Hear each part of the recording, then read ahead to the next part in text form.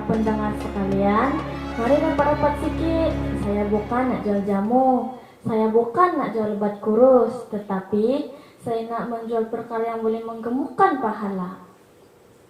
Datang berkunjung seorang tetamu, menjamu selera roti kaya. Dosa mengumpat hanya boleh diampun oleh mangsa.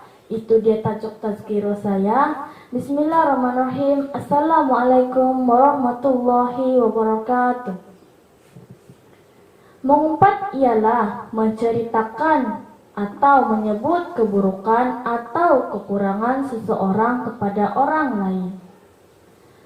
Rasulullah SAW menjelaskan mengenai mengumpat seperti sabdanya yang bermaksud, mengumpat itu ialah apabila kamu menyebut perihal saudaramu dengan sesuatu perkara yang dibencinya. Hadis riwayat Muslim. Mengumpat berlaku sama ada disedari atau tidak. Perbuatan itu termasuk apabila menyebut atau menceritakan keburukan biarpun tanpa menyebut nama pelakunya, tetapi diketahui oleh orang yang mendengarnya. Memandangkan betapa buruk dan hinanya mengumpat, ia disamakan seperti memakan daging saudara seagama. Manusia waras tidak akan sanggup memakan daging manusia, ini kan pula daging saudara sendiri. Dosa mengumpat bukan saja besar, malah antara dosa yang tidak akan diampunkan oleh Allah, biarpun pelakunya benar-benar bertobat. Dosa mengumpat hanya layak diampunkan oleh orang yang diumpatkan. Selagi orang yang diumpatkan tidak mengampunkan, maka dosa itu akan kekal dan menerima pembalasannya di akhirat. Sabda Rasulullah SAW yang bermaksud, awaslah daripada mengumpat, kerana mengumpat itu lebih berdosa daripada zina. Sesungguhnya orang yang melakukan zina, apabila dia bertaubat, Allah akan menerima taubatnya. Dan sesungguhnya orang yang melakukan umpat, tidak akan diampunkan dosanya sebelum diampunkan oleh orang yang diumpatkan. Hadis riwayat Ibnu Abi Dunya dan Ibnu Hibban. Disebabkan mengumpat terlalu biasa dilakukan, maka ia tidak dirasakan lagi sebagai satu perbuatan dosa. Hakikat inilah perlu direnung oleh semua. Mengumpat dan mencari kesalahan orang lain akan menedahkan diri pelakunya diperlakukan perkara yang sama oleh orang lain.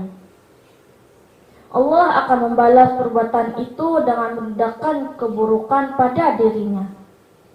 Sabda Rasulullah SAW, wahai orang yang beriman dengan lidahnya tetapi belum beriman dengan hatinya, janganlah kamu mengumpat kaum muslim, dan janganlah kamu mengintip-intip keaibannya. Sesungguhnya sesiapa yang mengintip keaiban saudaranya, maka Allah akan mengintip keaibannya dan dia akan mendedahkannya meskipun dia berada dalam rumahnya sendiri. Hadis riwayat Abu Daud. Orang yang mengumpat akan mendapat kerugian besar pada hari akhirat. Pada rekod amalan mereka yang dicatatkan sebagai perbuatan menghapuskan pahala.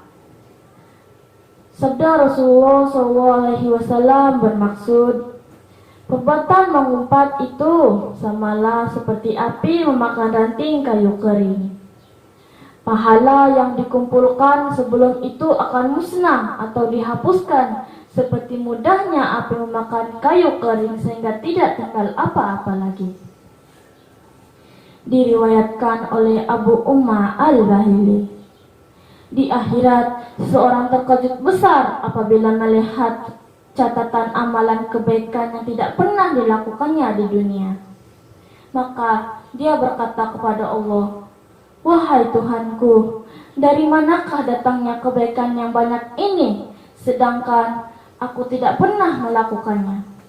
Maka Allah menjawab, Semua itu kebaikan, yakni pahala orang yang mengumpat engkau tanpa engkau ketahui. Sebaliknya, jika pahala orang yang mengumpat tidak ada lagi untuk diberikan kepada orang yang diumpat, maka dosa orang yang diumpat akan dipindahkan kepada orang yang mengumpat. Inilah dikatakan orang muflis di akhirat nanti. Memandangkan betapa